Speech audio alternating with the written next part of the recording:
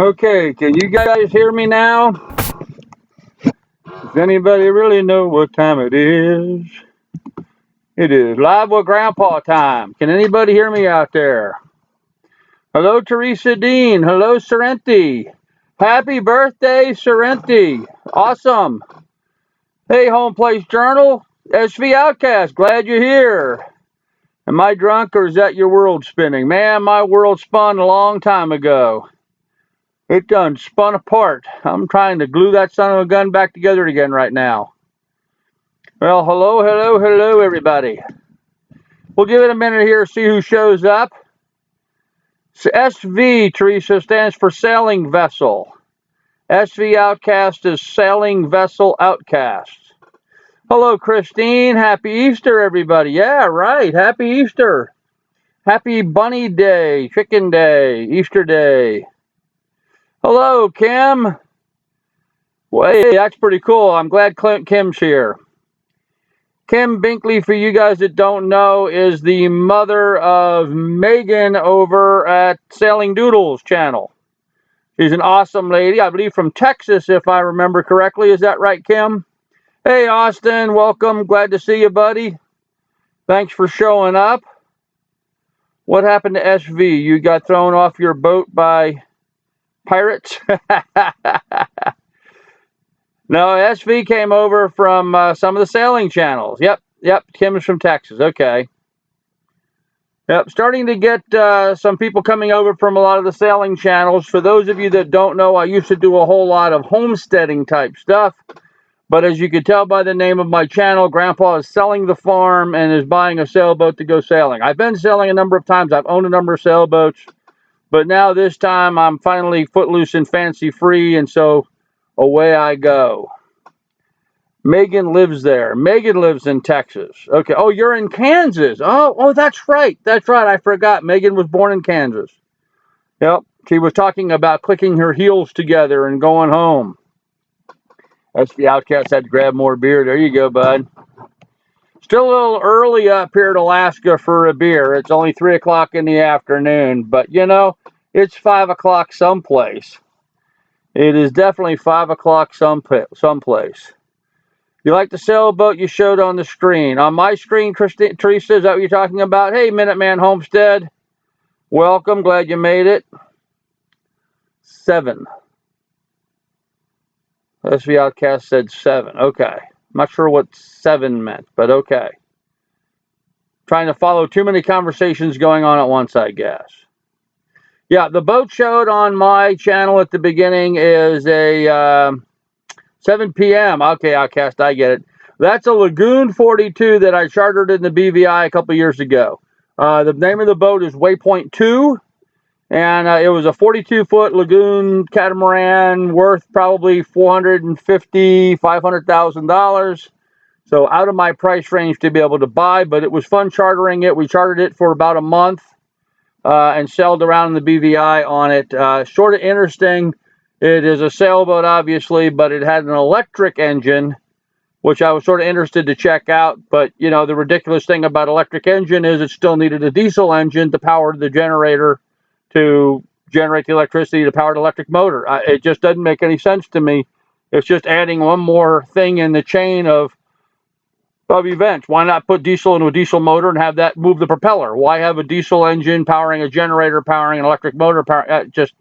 You're just adding more levels of confusion into the drive line, as it were. So anyhow, it was sort of fun pulling into anchorages and stuff and being able to motor around perfectly quietly. I worried the hell out of all the other cruisers that I was moving so quickly and not making any sounds. But other than that, it was all pretty weird having an electric motor on a sailboat. So. Okay, yes, like Teresa said, everybody please do like and subscribe if you have not already. Feel free to share or whatever. So, I actually wasn't sure we were going to have a live stream today. Our power has been out intermittently since yesterday noonish or thereabouts. Yesterday noonish, we had an airplane crash right near my house, and he took out the power poles. And so it took him a while to get out there and fix the power poles. In fact, I got a picture of it here. There you go. There's the hey, Megan's dad, Kelly. How are you, sir? Glad to meet you. I take great pleasure at giving your daughter Megan a hard time on her channel. She's a really sweet girl. You guys did an outstanding job raising that daughter. And yeah, this is the airplane that crashed. You should be able to see it by now in the video, and it took a nasty hit. Fortunately, there was only one guy on the plane, just the pilot, and he got beat up pretty bad, but he did not die. But he took out a couple of utility poles, and it took them a while to get out there and fix those utility poles. And then, of course, while fixing those utility poles, the power has been going on and off and on and off and on and off. So if for some reason we all of a sudden disappear, it could be because my power has gone out again. They've been telling us ahead of time when we're supposed to have power outages, and I should not have one between now and 4 o'clock my time, so this next hour or so.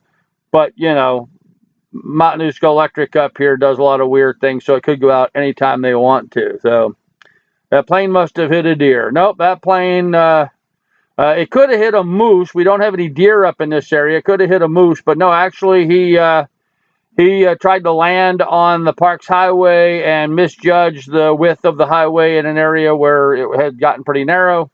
Not the place where they've been doing all the recent work, but just in the area that needs to be done and widened.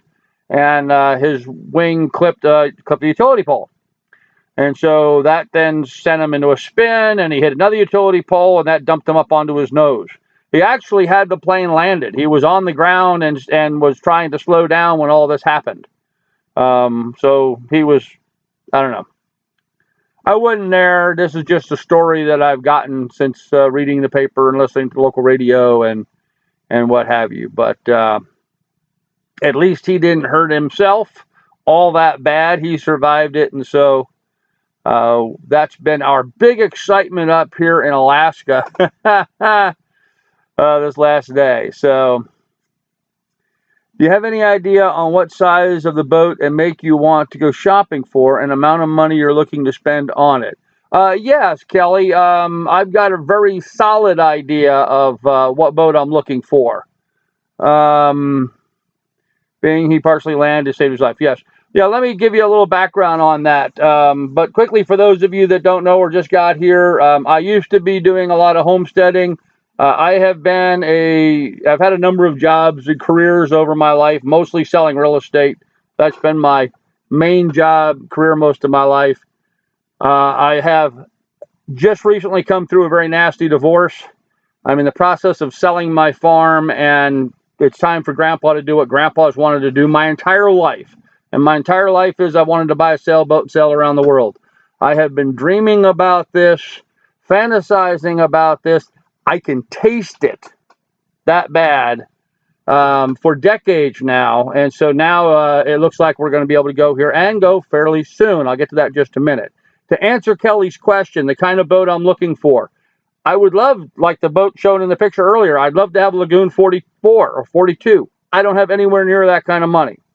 I'm probably going to end up spending $45,000 to $55,000. I'm going to buy a 36 to 40 foot monohull sailboat that is well geared, well equipped. A couple of things that it has to have. It has to have a sugar scoop on the back end, which means it has to be a fairly new boat because that's a relatively recent development in sailboat design. My reasoning for that is I do a lot of scuba diving. I mean, I do a ton of scuba diving. I will be scuba diving 10 times a week while out cruising. I need to be able to get in and out of the boat easily. I'm also traveling with my dog, Lily, my Labrador Retriever, and she needs to be able to get in and out of the boat easily. That's difficult to do with a monohull with high sides to it. You know, a lot of freeboard, they call that. So I'm not looking for a boat like with a lot of freeboard. I want something with a sugar scoop, makes it easier to get in and out. I am looking for a fairly heavy hold boat. See, this is the problem with sailboats. A lot of the older style world cruiser, so on quote unquote boats, were very heavy keeled, monohulled, lots of high freeboard, solidly built, you know, just brick shit houses kind of sailboats. Your old Cals and your Columbias and some of these other Island Packets, some of these other big heavy boats. Unfortunately, a lot of the newer boats aren't designed as heavy. They're more what people refer to as a coastal cruiser type sailboat. I'm looking for a coastal cruiser that I'm going to push the envelope with and be able to sail around the world. There are some of those available, probably ending up with something like a more newer Beneteau, Juneau, maybe a Hunter, one of those more modern manufacturer type sailboats. That's the direction I'll be going in. Hey Wayne, how you doing, buddy? Glad to see you here. I've always wanted to do cave diving, just never had the money or the training. Yeah, cave diving takes some specialized training. If you end up needing a deckhand, hit me up. Minuteman, okay. I may do that. Let's see. Is she a Scottish lab? That's a question because they like to swim. She is a American-style English Labrador outcast. So she's more of a field type dog as opposed to the shorter, fatter English style dogs. However, Labradors are Labradors and they tend to love to swim. It all depends on how you work with them and train them as puppies. Unfortunately, she's not had hardly any time in the water as a puppy because of where I live, and so she's going to get a re-education here pretty quick once we get on the boat. She has lived on the boat with me short term before. Last summer. We had a Cal 31 we sailed around here in Alaska with for a while, so she got kind of accustomed to that. I see Cheshire Canaries here. Hey, Rhonda, I was wondering if you were going to make it. Yes, Lily is a lab. Yes, she has webbed feet. So yes, all Labrador Retrievers have webbed feet. So what brand diving gear do you favor? Just bought all new Aqualung gear. I like it. Yeah, Reiki, welcome to the board or to the meet here. Aqualung is some great equipment. I have a plethora of different types of equipment. I use a Dive Right BCD. I use Sherwood mostly for all my regulators and that stuff. You know, my snorkel. Hold on a minute. Actually, I can tell you. Let me get off camera here just 1 second. I actually have my dive bag arm's length from me where I sit here in my little crappy cabin in Alaska. So I can open this up. Oh, somewhere in here I have the list of what I have. Whoop. I have Sherwood, as I said. My regulator and my secondary are both Sherwood. Genesis, I use Genesis gauges. I have a Tusa Reef Tourer snorkel. I use a Genesis compass and pressure gauge. My dive computer is a Genesis React, as is my thermometer. Dive Right Technical for my BCD and a Henderson Skin Scoot. And I also use a Sherwood Mako mask, although I've got, no joke, I probably have 15 masks. I probably have as many snorkels. Besides my scuba gear, also right here next to me, I also have my, can't see it here, but in this long bag here, I have my free diving equipment, and then I have probably 10 or 12 snorkel sets themselves beside. I've got a bunch of gear, so a lot of different things from different times. I've been scuba diving my entire life. I learned to dive a little bit as a child when we would visit Jamaica. My dad used to like going down to Jamaica every year for his birthday. And then when I lived over in Bahrain, where I actually finished high school in Bahrain at the U.S. Navy DoD school there, I had a colonel, U.S. Navy SEAL, actually, teach me how to scuba dive there, and we'd go out on dive trips in the Persian Gulf. I was not in the military. I was just an airline brat kid working there. But he taught me, really taught me about diving and building confidence underwater. So I've been diving for decades now, and so I've accumulated a lot of gear over the years. So Two Family Homestead. Hey, Two Family, welcome. Yeah, so I use a lot of different gear, Reiki, and you'll find that with time you will use different stuff. You know, the fact is, today's day and age, almost all the gear is really good stuff. My Sherwood regulators are in fact crap. They're the cheapest ones pretty much you can buy. They've worked for me flawlessly for 10 years now.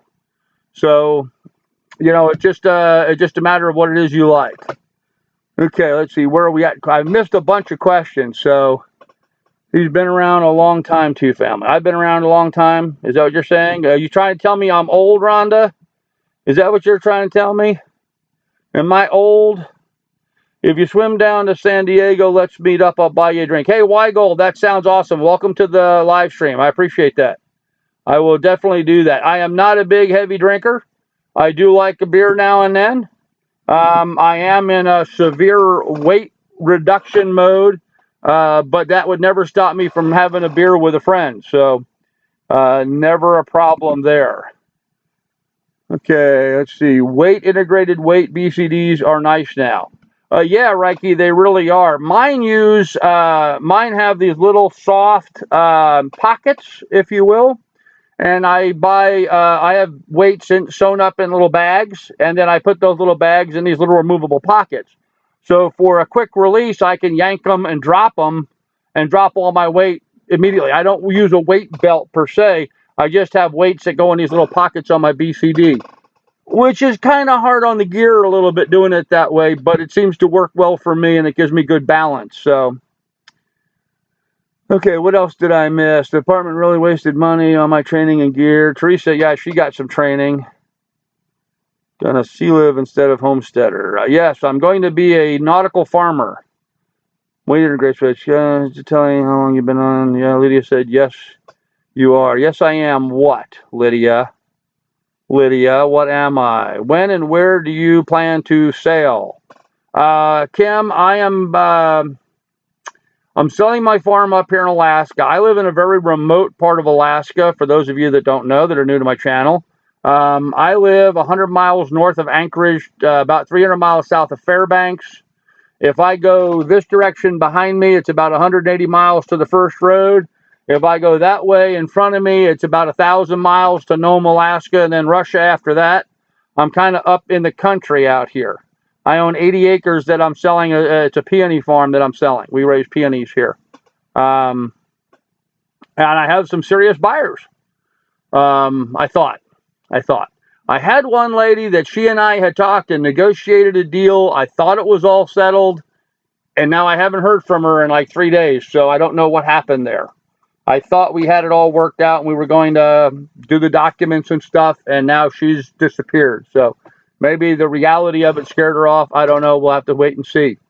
Going back to where I'm selling. So when I sell here in Alaska, I plan on going down to Montana where I have a bunch of my stuff in storage. I'm selling everything I own here in Alaska. I'm then going to go to Montana and I'm going to sell everything I own in Montana. Part of my divorce settlement, I have to take some of the stuff that we have there, put it in a separate unit from my now ex-wife. I have to pay for that for 1 year so that she's got plenty of time to get her butt over there and get her stuff. But other than that, everything else I'm selling and getting rid of it. I'm keeping my scuba gear, my dive gear, my fishing gear, you know, all the boat stuff, personal stuff that I need, minimal kitchen gear and stuff, and I'm then going to go buy a boat. Where am I going to buy a boat has a big variable. I have no idea. I've been looking at boats everywhere from up here in Alaska down to La Paz, Mexico, Florida, Annapolis, Maryland. I'm looking at boats all over the country. I would like to drive as little as possible and find a boat as quickly as possible. I'd prefer staying on the East Coast just because Florida and the Caribbean is some really cool places to sail around. But I'm not married to that. I might easily go down the West Coast, head into, you know, the Sea of Cortez and do some diving in there, which I'd love to do anyway. You know, down to Panama, over to Galapagos, and then French Polynesia. My intention is to sail around the world. I will be doing a circumnavigation. Hey, Paulie D, how you doing, buddy? Glad to see you here. Okay. Oh, you must not be far from Talkeetna. No, Weigold. Actually, I am. I'm on Montana Creek Road, which is 3 miles just south of the Talkeetna Spur Road, where it comes off the Parks Highway, if you know anything about Alaska. Talkeetna is, in fact, the nearest town to me, although my mailing address is Willow, which is 30 miles to the south of me. That's where my mailbox is, 30 miles to the south of me. And are you keeping the dog? Absolutely keeping the dog. She is my one and only. She is my family, and she will be with me forever. Well, as long as she lives. I just bought her last year. You know, frankly, she saved my life. Having my puppy saved my life. I was really depressed and distraught going through my divorce. Really bad. You know, bad enough where I picked up the handgun and walked out in the woods one day. Fortunately, I didn't do anything about it, but I was really bad. And having the puppy around cheered me up and helped me out. And yeah, so I spoiled the hell out of Miss Lily. She deserves it. She's been wonderful to me. And she will be by my side the rest of her life. Or my life, whichever ends first. So if I could afford it and it was not a dry cabin, I would love to live in Alaska. Yes, I do live in a dry cabin. For those of you guys that don't know, that means I don't have running water inside my cabin. I do have a well on the property. I have an outhouse. I drive over to the local gas station to take showers in the wintertime because it gets a little chilly up here. In fact, I was going to do my live stream outside today. I worked out where I could do the live stream through my cell phone. I thought, cool, I'll go outside and do a mobile one. But then it got cloudy and cold outside, so I chickened out and decided to stay inside. It was 30 degrees this morning when I got up. It's warmed up to about 50 now. But this has been a long, cold, hard winter. We still have 1.5 feet of snow outside. So it's still pretty chilly out. Even though it's warm in the air, the snow's still keeping things cold. Maine is the best sailing on the East Coast. Yes, Outcast, I agree with you. Maine has some awesome sailing. I grew up on Long Island. I was born and raised on Long Island in New York, so I got accustomed to sailing Long Island Sound, Martha's Vineyard and Maryland and Connecticut in that area. Spent some time up in Maine. Yep, I agree. Maine is got a lot of really cool anchorages, a lot of tide, just like up here in Alaska, a lot of tide, but a very cool place to do some sailing. So, yes, dogs are the best. That is absolutely it. What's the weather like there now? Well, right at this second, Kim, the sun is out and it's 50 degrees. But just, like an hour ago, it was 35 degrees and cloudy. If the clouds block the sun, our temperature here drops like 20 degrees just from the sun being blocked by a cloud. But we're warming up nicely. The snow is receding. We're only down to like 1.5 feet of snow now. I did have about 4 feet on the ground, 4 to 5 feet all winter. So we're coming along nicely. So I think in another week or two, I'll be able to get outside and start cleaning up some stuff outside, which will be the last thing I need to do to improve my curb appeal of my property so I can get it sold. So have you gotten rid of all the critters other than Lily, or are they all part of the land sale? No, home place, I've gotten rid of everything now. Nothing on the property except me and the dog and the wildlife. And when I say wildlife, I've got moose that I see here every day. I saw some fresh bear tracks, which is the first time I've seen bear tracks. I do have some bears. For those of you guys who have watched my channel in the past, you probably saw some of the trail cam footage that I had of the grizzly bears. I had a mama bear and her 2 cubs. She was probably 700 pounds. The cubs were probably 500 pounds each. That was on the back corner of my property. But this morning I had coyotes howling just right outside, right on the other side of the wall from my bed. I mean, they were right up against the house. So we have a lot of wildlife around here anyway. So I'm doing an excellent job. Thanks, Kelly. I think so. Huge improvement in my life. My divorce is final. Nobody really wins those things, but in my mind's eye, I won in that I got the property up here and I got everything that was important to me. And I got rid of her, and that's going to be a huge step. So there are some women that, you don't mind paying them a little money not to live with you. And right now, that's the way I feel about my second wife. Lee is a dump. Oh, and yes, the tide is tricky. Long Island is a dump. Oh, yeah, Outcast. I agree with you. And it's probably a whole lot worse now. I'm 58 years old, so I was sailing there when I was a teenager. I don't like snow. Kim, I agree. It's a waste of energy. Green Maid is a really cool place, especially if you go to Acadia. Yes, love Acadia. Love lobster too, guys. Big lobster fan. Big lobster fan. So any place where there's lobsters, good place to be. How long have you now had your YouTube channel?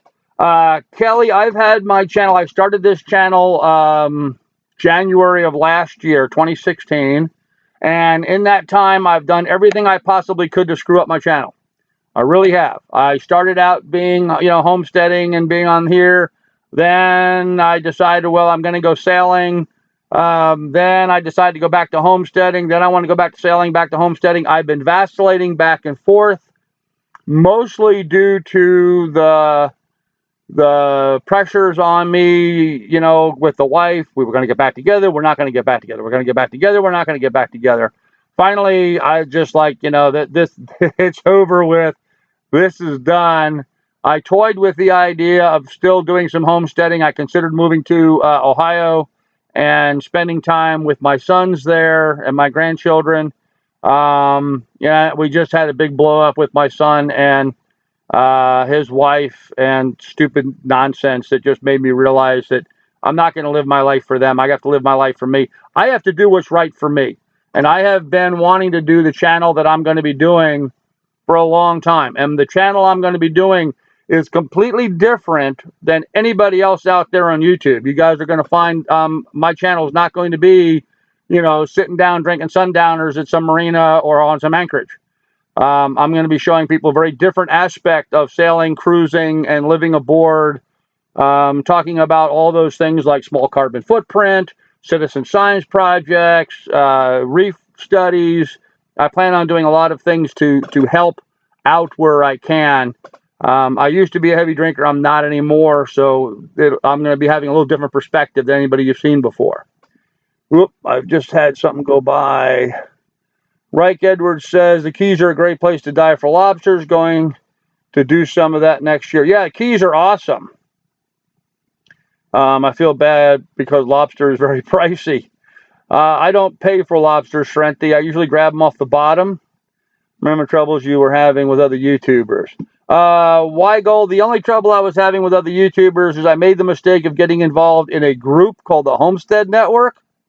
And they turned out to be a disaster. And in my defense now, a whole lot of people have gotten out of that group and abandoned it because of the problems they've had. So time tended to prove me correct there. So that worked well in my favor, I guess. I don't really care. I want nothing to do with it. And right, just so you know, I lived down in Marathon, Florida for a bit of last year. Actually, my wife and I had moved there with the idea of me opening a real estate office in Marathon. In fact, I did open a real estate office in Marathon, which I ran in 2015, I guess that was. Sold some properties there in Marathon, liked it, was going to stay there, but that's where she now lives there. So I got the hell out. She lives on Marathon, Florida, and so I don't live there anymore. But yeah, I love the Keys. A lot of fun living there on the Keys and a lot of good fishing. Good scuba diving, all that kind of stuff. Mike Hunt, there's a name I'm not familiar with. Welcome, sir. You will want to look in Panama. Lots of cruisers get there and leave boats there. They bought a boat in Mexico. Was not in great shape, although I did fix it up, made money on the resale. Oh, that's a great idea, Mike. Thanks. Yeah, actually, a lot of people, that's one of the reasons why I was looking at La Paz, Mexico, because a lot of people get boats on the West Coast and get down to that part of Mexico and leave them there. Tom and Jeannie that have a little cruiser cruiser store where they sell, boat stuff, a chandlery, they call that. There in La Paz are friends of mine, and they were telling me all about how many boats that people would get that far and then quit. So you can buy a pretty good boat down there but Panama would be another good spot. Yes, I would agree. And I am looking that far, but Panama would be too difficult for me logistically to get to. I have a lot of stuff that I want to get to the boat and load onto the boat and then not necessarily fly. I've had my share of flying my entire life. My father was a staff vice president for Pan American World Airways. I have flown in all the airplanes I care to fly in again in my life. So I would drive from here to La Paz, Mexico before I would fly there. Even up here in Alaska, I would drive there before fly there. So I want to drive up to my boat, unpack everything out of my truck and probably a trailer, onto the boat and then sell the truck and trailer and be footloose and fancy free. So the Drama Network, yes, Sorrento, you're right. Okay, cool. We go to Ramrod every year. Oh yeah, Ramrod Key. Yep, awesome place. For 3 months. Nice. Very nice. Mike Hunt, that's quite the name. Yes, Sorrento. I wasn't going to go there, but yes. Hello, Lisa. Welcome. Glad you can make it. Austin, get it at Porky's. Hey, Kitty's Homestead. How you doing, dear? Sorry, I've been around a long time. I keep missing your stream. Oh, that's okay, Kitty. No problem. Pan Am boy. I haven't heard of that name in a long time. Yeah, I grew up. Pan Am was the thing, And being an airline brat, we would spend, like I said, my dad would spend his birthdays down in Jamaica. Mom always liked going to Beirut once a year, and I graduated school in Bahrain. We flew everywhere. It was cheaper for our family. Pan Am owned Intercontinental Hotels, so it was cheaper for our family for us to fly to wherever, London, England, Rome, Italy, Spain, whatever. It was cheaper, China, Japan. It was cheaper for us to fly there and stay at an Intercontinental Hotel, and we were living in New York because Dad worked at Kennedy Airport, than it would be for us to drive over to New Jersey and stay in a motel. Because we could fly for free and the hotels were free for my dad because of his job at the airline. So we're missing Grizz tonight. Yeah, I think Grizz said something about not being Amanda's Garden. Hey, I haven't seen you in a long time. How you doing? Happy Easter to you. Mike, you had gotten a lot of static. I'm sure you have, sir. Yeah, Grizz said he had something he had to do today. I'm not sure what it was. I don't know if he'll make it in or not. So hopefully he will. We used to fly Pan Am all the time when I was a kid. Yeah, Pan Am was the airline. Unfortunately, Pan Am wasn't subsidized by our government like, Air France, British Airways, Alitalia, BOAC, all these other airlines that had the same routes basically as Pan Am, the international routes, were subsidized by their governments. They were the government's route. The United States didn't do that. We had Pan Am and TWA bashing heads, going head to head for all the international routes, and pressure from the unions along with that. Now, of course, I was a kid at the time, so this is just overhearing my parents' conversations. That's what really sort of screwed Pan Am. It just couldn't afford to operate with an unlevel playing field as it went into competition with all these other airlines that popped up. Which is interesting because Pan Am developed those routes and helped start most of those other airlines. So I'm doing great, Amanda's Garden. I'm doing awesome. Thanks for asking. Trapping for dinner. Grizz is famous trapping for dinner. Okay, yes. Trapping for dinner. I plan on doing a lot of trapping while out sailing. Is that what you're referring to, Teresa? I have shrimp traps and crab traps and lobster traps that I have on the boat. So I plan on doing a lot of trapping while out fishing. If it's not like trapping like you think up here in Alaska, a little different. But yes, there's trapping. Well, I'm glad you're doing well, Amanda. Okay, let's see. He messed up the recipe for his homestead dinner video, so he needs more meat to make another video. Teresa, I suppose you're talking about Grizz? Because I know I don't mess up my meat. I can't stand it when that happens. Missed a lot of live streams. No, talking about Grizz. Okay. All right. Well, you guys are talking about Grizz. That's fine. For those of you that don't know, Grizz is a character that oftentimes visits us here on the channel. He's sort of a curmudgeonly old guy, so sort of funny. Well, thank you, Amanda. I appreciate you saying I look good. I feel good. I really do. Now that it's starting to warm up outside, I'm able to get outside and get some exercise, walking every day with the dog. I feel great. In the wintertime, stuck here in the cabin, you guys just can't relate, but I had to snow blow a path over to the outhouse and one over to the wellhead and out to my truck and keep my driveway clear. It was a full-time job this winter, just keeping the snow cleared from every place. So there really wasn't much opportunity to do anything else. Are you still going to go sailing? Yes, Kitty, I'm still going to go sailing. Hopefully very soon. Hopefully very soon. Rhonda Skeets. I guess I should do another skeet barbecue, huh? They weren't organic skeets. Yes, you're right. You are right. It was not organic skeets. Grizz is a fine. For some reason, we like him anyway. Yep. And he always liked getting your goat, Kitty. That's for sure. He always liked telling his little cat jokes. But, yep, he's a character. And that's what we need more of in life, guys. We need more characters. We need for more people to lighten up. Those of you guys that are here that are sailing, coming over from the sailing channels and stuff, and certainly I'm really thrilled that you're here because that is the direction I'm going. But man, some of the people in the genre just got to lighten up. I was on another YouTuber's channel, and the guy he's a guy I've known for a long time. Okay, he's a very well-known video producer. He was making sailing videos before YouTube even got started. And he's always been a monohull guy, but he's always had, and he and I have talked in the past, that he's always had an interest in catamarans. He just can't afford one like everybody else. So he poo-poos on catamaran anything he can. And anyhow, it triggered off one of the great debates in the sailing cruising circles is, well, there's three things: catamaran versus monohull, what's the best anchor to have, and whether or not you should have guns on board.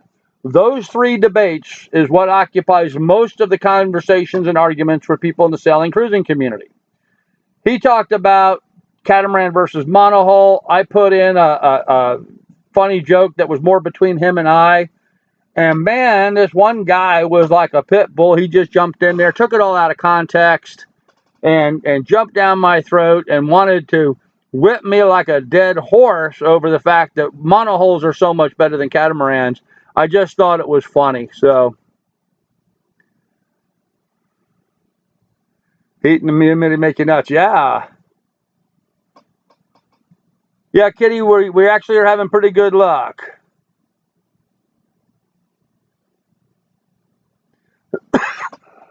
Oh, Rhonda, smoking fish is easy compared to smoking bacon. Actually, it's a very similar process, and not just making smoked fish, but making lox as well. Where's my tinfoil hat? I thought everyone who lived in Alaska wore a tinfoil hat. No, I don't have a tinfoil hat. I do have a fur hat, but not a tinfoil one. It's too hot right now for a fur hat. Sorrenti cooked my skeet recipe. Oh, that's funny. That's funny. About the third one in the debate. Guns on board, Weigold. You're interested in that. The problem is that when you're in a sailboat sailing around the world or sailing around to a lot of other countries we don't have the same gun rights that we have in America. So you deal with a lot of bureaucracy and problems because they don't have the same rights that we have. Some countries you sail to and you say, hey, I have a gun on board, they'll immediately arrest you and confiscate you in the boat. Some countries, if you come up and say, hey, I'm sailing cruising and I do have a gun on board, but I haven't a locked thing, they'll actually come on board your boat and put a seal on it and make sure it stays locked. You have to count your ammunition. I mean, you have to count every single round. If I have 15 bullets in my clip, I have to count 15. If I have a box of 35, I have to have a box of 35. They're going to inspect it and see it when you get there, and you have to have it when you leave. You are not allowed to buy or sell any of that stuff while you're in their country. Some countries will confiscate it from you and hold it until you're ready to go and then give it back to you. Some of them will confiscate it from you and not give it back to you. You just lose it. So there's a lot of problems with carrying guns on board. And some people freak out about them. Spear gun, yes, absolutely going to carry spear guns. And to avoid the entire gun issue, I'm going to be bringing my bow and arrow with me. I'm a pretty good archer, so I plan on bringing that. Actually, I'm going to put a reel on my bow and use it for fishing too. I think that could be some fun stuff to do. And just for those of you that don't know me, I am very much pro-gun. I like the way the Swiss do it. Every man of legal age is issued a firearm, trained on how to use it, and is required to qualify at the range with it annually. Frankly, I think we need to do that in this country. It would stop all crime dead in its tracks. These stories of, some wacko getting a gun and going out and shooting anybody would end because they would know everybody else has got a gun too. kind of makes it a level playing field for everybody. So carry a spear gun. Yep, I will have spear guns on board. Going to be rough with no real winds. Well, we certainly had a winter. And a cross. No, I will not be taking my crossbow. I'm selling my crossbow. Just going to take my compound bow. Will I be working or doing any normal day job while on board your boat? Yes, I'll be. And of course, yes, Little Sky 65, it's required that you have to have flare guns. That's a safety requirement.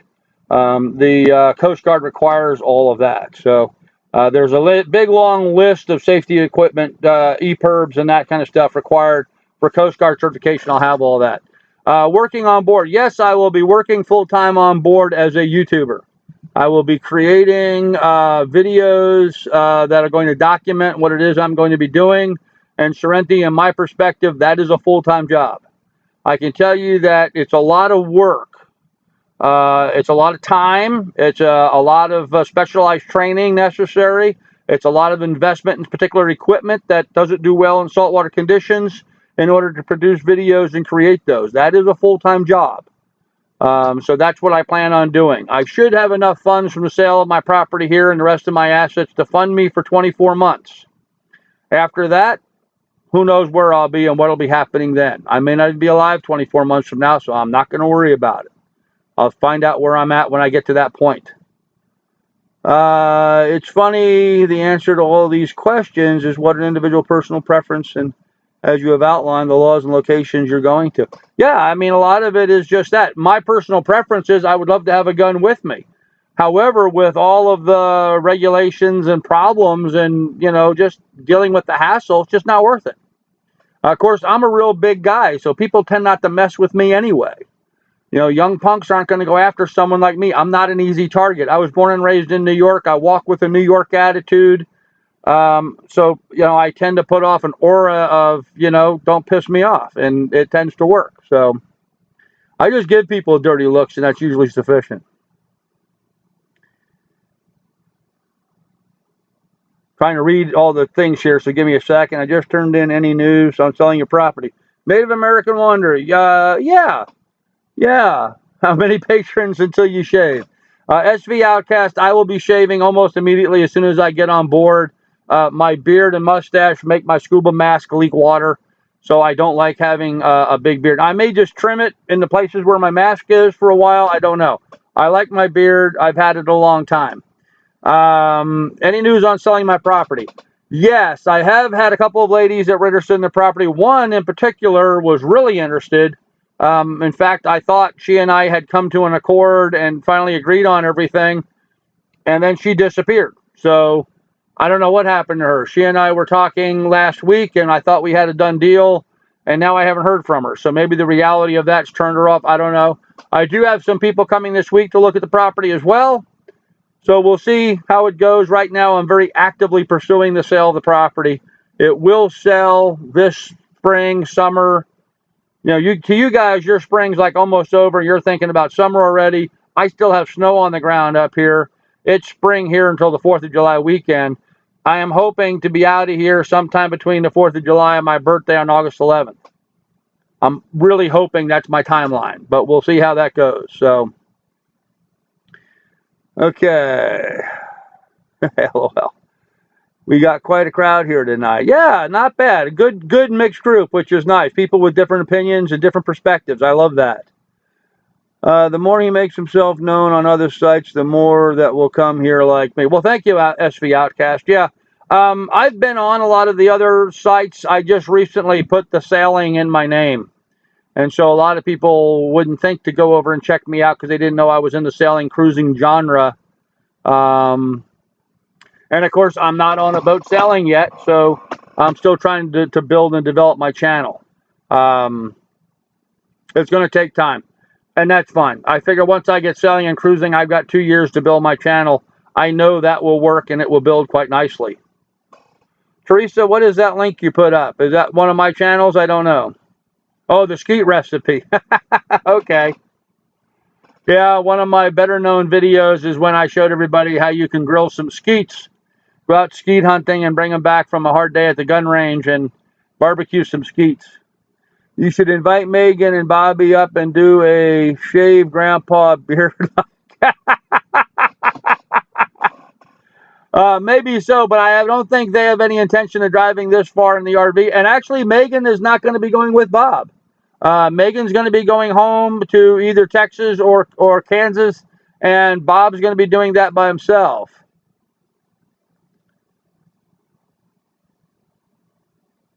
Home place, that's funny. Yeah. Pull the gun on you and you give him a dirty look. Yeah, that usually works. Oh, I'm sorry they weren't organic, Teresa. I'm sorry. Where are you headed after sailing? Still thinking Ohio.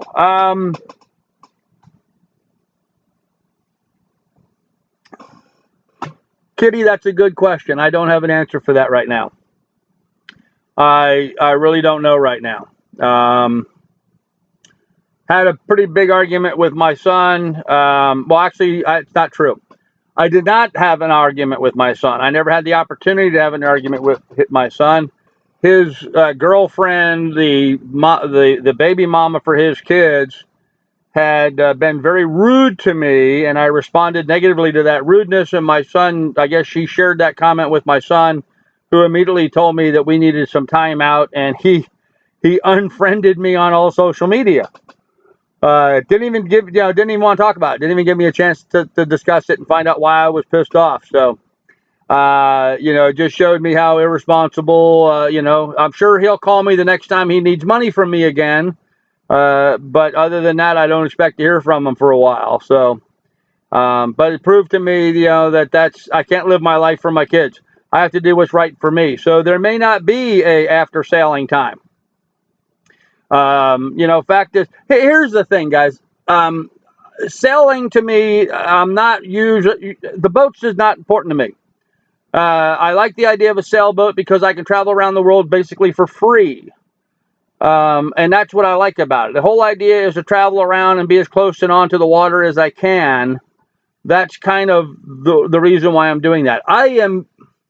I find fluid dynamics absolutely amazing. I can sit on the beach and watch the light reflecting in the water and make an entire day of that.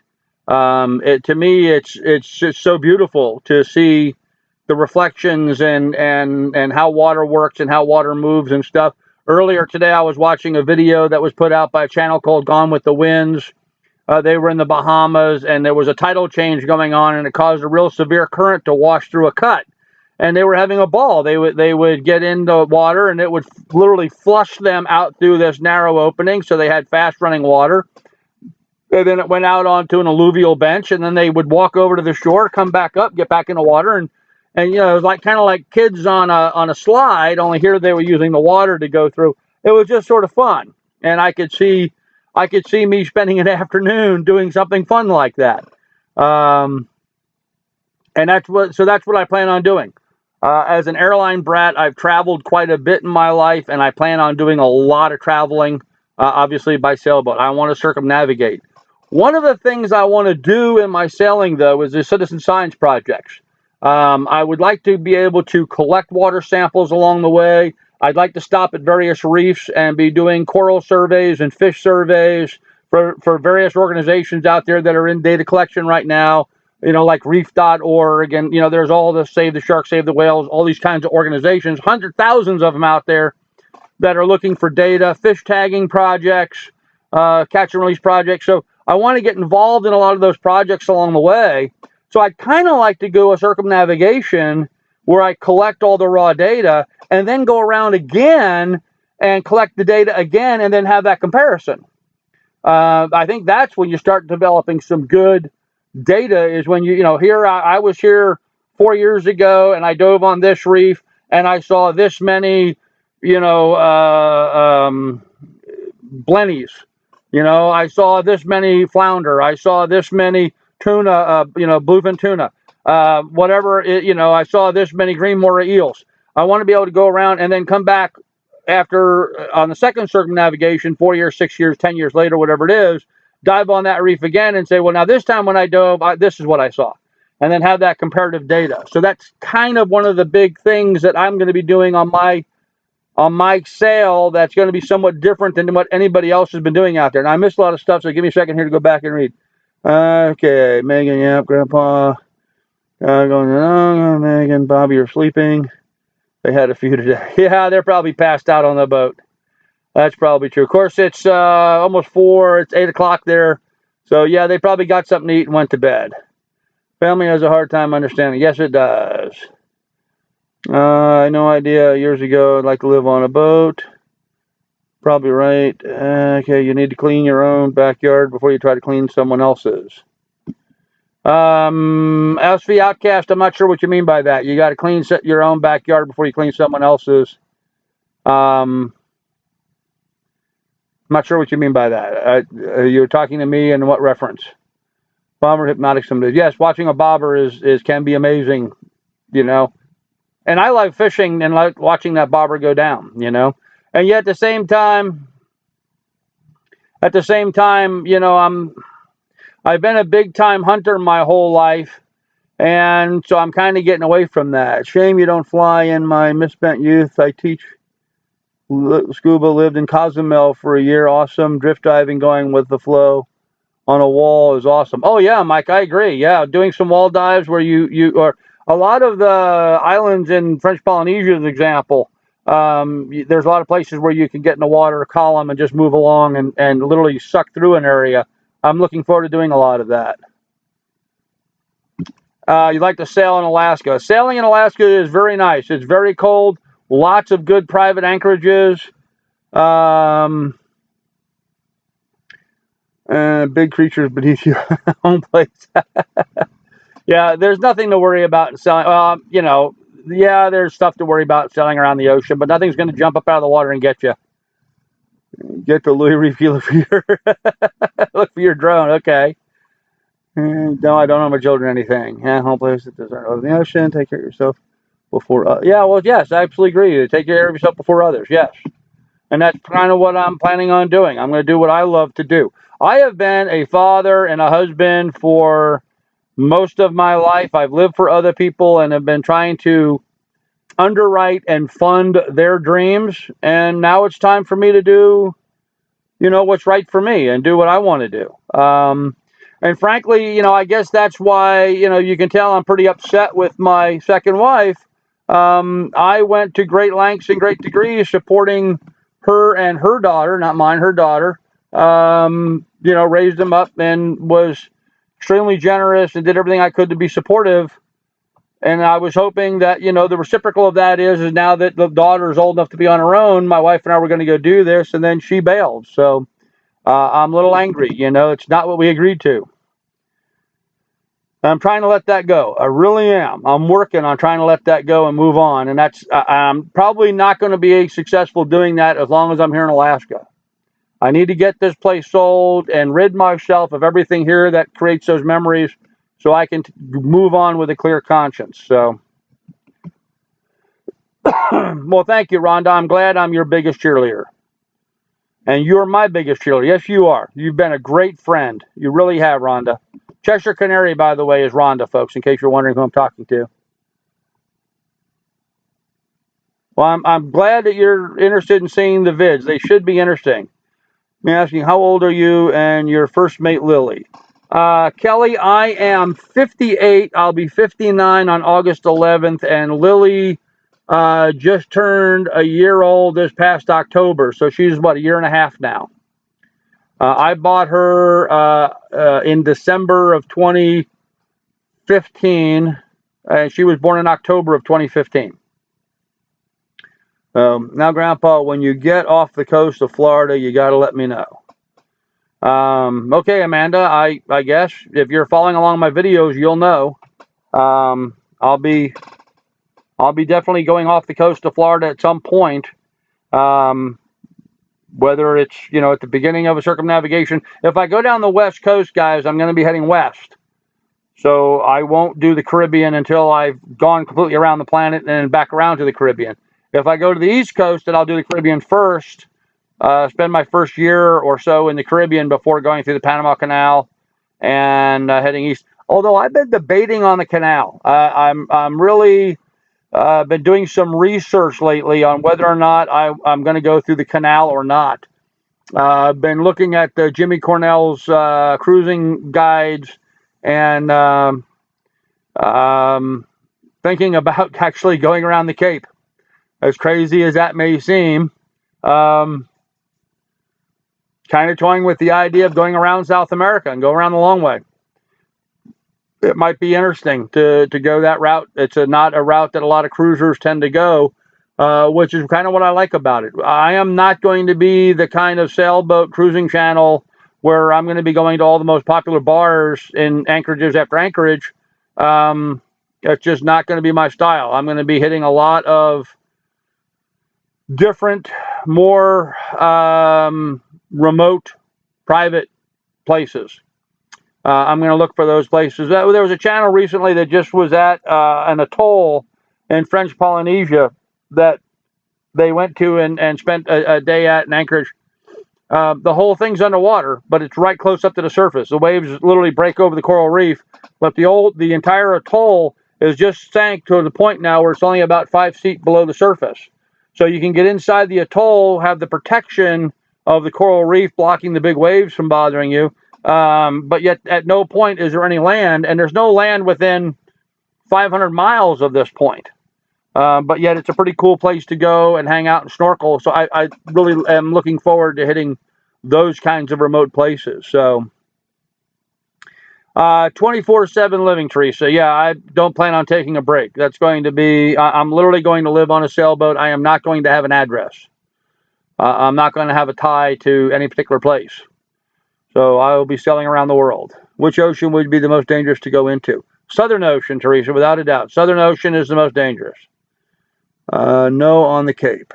Why is that, Outcast? Why no on the Cape? I kind of like the idea of going around the Cape. A lot of remote places, very few boats down there. Seas can be kind of rough if you don't time it and watch your weather windows properly.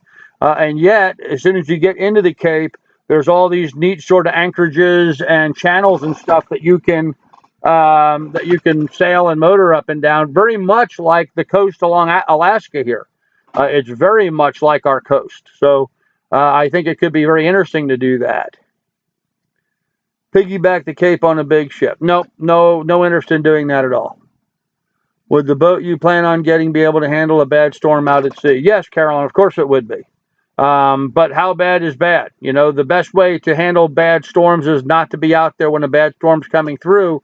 Today's day and age, we have the technology of being able to forecast that ahead of time. So we'll be coming to more of your live streams, but for now, I have to go water the garden. Okay, Amanda, so water the garden. I still have snow on the ground, and Amanda's watering her garden. That's just typical. Okay, see ya. Thanks for visiting, Amanda's. We'll see you later. There is a delay. I answered it. Okay. Okay. Cap locks. I forgot. No problem. Some of the most dangerous hurricanes are out at sea and never reported. Well, Teresa, yeah, they're not reported on your local news, but that doesn't mean they're not seen by satellite. The hurricane, today's day and age, okay, let me give you guys a little lesson in celestial navigation and communications nowadays. There are satellites completely encompassing the entire planet that are looking at the planet at all times. There are certain services you can subscribe to, channels, programs like Predict Wind is a good example of that, that will show you exactly what the wind is doing, and by looking at what the wind has been doing around that area, it'll be able to give you a 3 to 5 day, 10-day window as to what the wind would do. Then in addition to that, we have the historical records of what the winds have done. I have a book right there on my shelf, that big long book right there.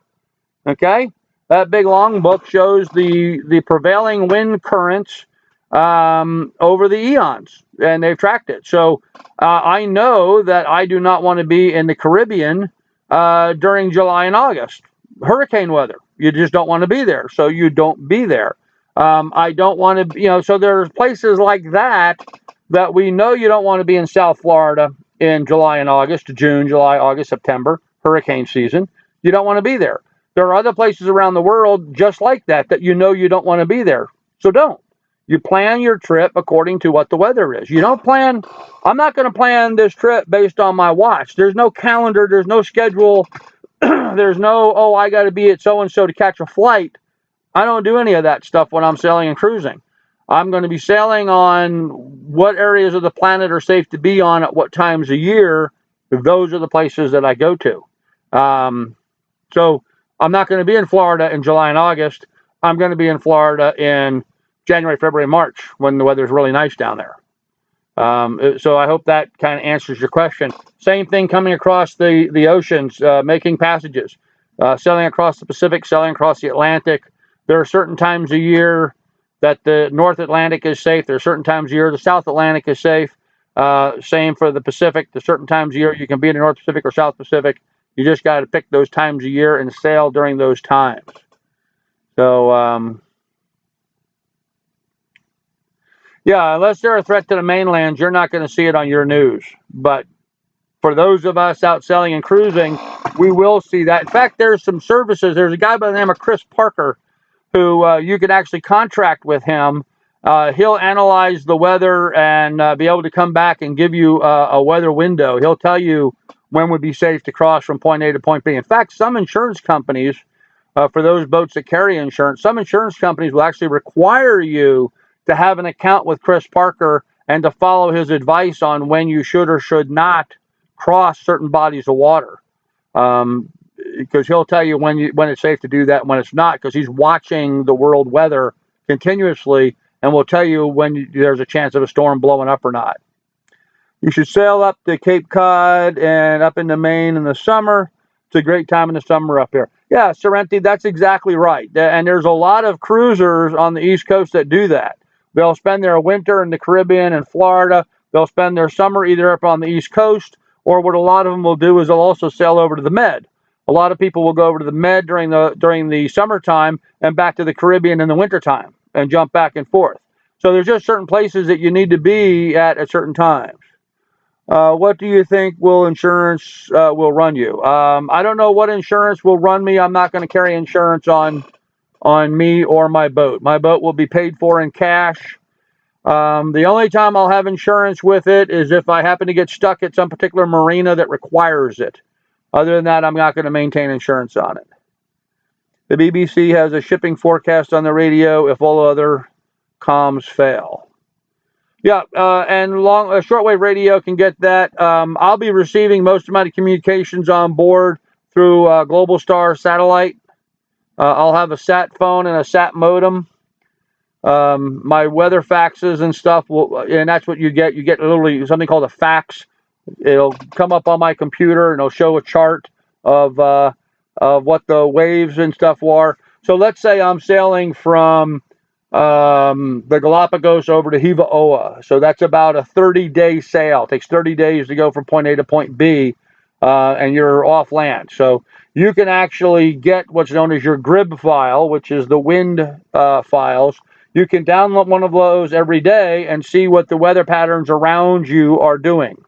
And you're going to do that for a while before you even start your trip, because you're going to want to look at the 10-day, 20-day forecast and make sure there's no storms that are planning on being in that area during that time. But you also want to watch it because you are a wind-powered boat. So, I'm looking for that window. I don't want it to be perfectly calm out there. I want 10 to 15 knots of wind, maybe 20 knots of wind. That's what I'm looking for. That's ideal for me. I don't want 40 knots of wind. I don't want no wind. I want 15, 20 knots of wind. So I'm very careful at looking for something very specific in the weather, not just whether or not it's going to have a storm or not. Shield Carl, better than that, he won't push, trust me. No, I'm not going to do anything that's going to be unsafe. Well, yeah, I probably will, but not intentionally. I did with my four-wheeler, yeah. Well, I broke my shoulder with the four-wheeler, so. And what did I do? I sold it. I got rid of it. So, really going to be interesting when you start sailing. You have a lot to teach us. I don't know if I have a lot to teach you, Caroline, but I have learned a thing or two over the years, so I'm hoping to kind of get into all of that. Yeah, a lot of marinas do require you to have insurance, and that's just to protect all the other boats in the marina in case your boat comes unglued or whatever. And for the most part, I will not be staying in marinas. I'm going to avoid marinas like the plague. You have to pay to stay at a marina. I can anchor for free. So I'd much rather drop my own anchor and rely on it than pull up to some marina and pay them just so I can tie next to them. There will be times I will have to use a marina. I understand that, but I'm going to try to keep that to a minimum. So, yeah, Teresa, a lot of people will be living vicariously through me. They require liability on it. Yes, Outcast, they do. And that's all. Yeah, they don't care what happens to you or your boat. They just want you to carry liability to protect them or anybody on the docks from being hurt by you or your boat. Rest in peace, the pumpkin. Yes. For those of you who don't know, I had an orange four-wheeler that we called the pumpkin.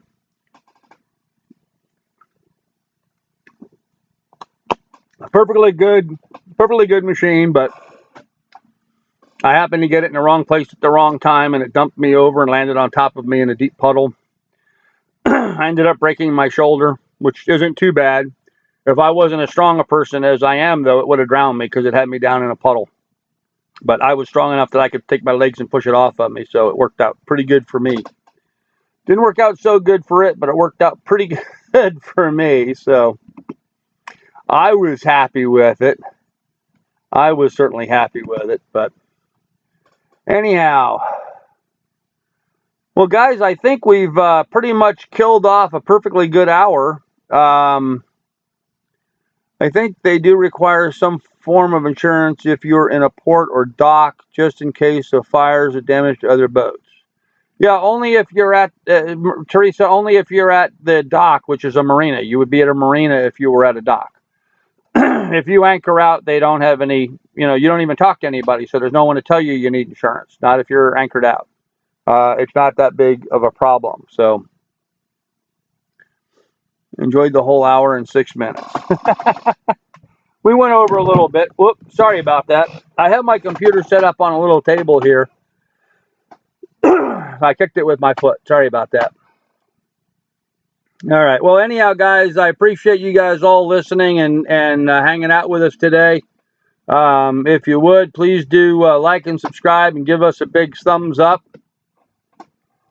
And in the meantime, if you guys would, please check out, I've set up a Patreon channel, so you might want to come back first time, we'll watch again. Well, thank you, Kim. I appreciate that, Kelly. You plan on doing more live feeds. Kelly, I do a live feed every Sunday at 7 p.m. Eastern Time. Every Sunday, 7 p.m. Eastern Time, I will be doing live streams as long as I am able to.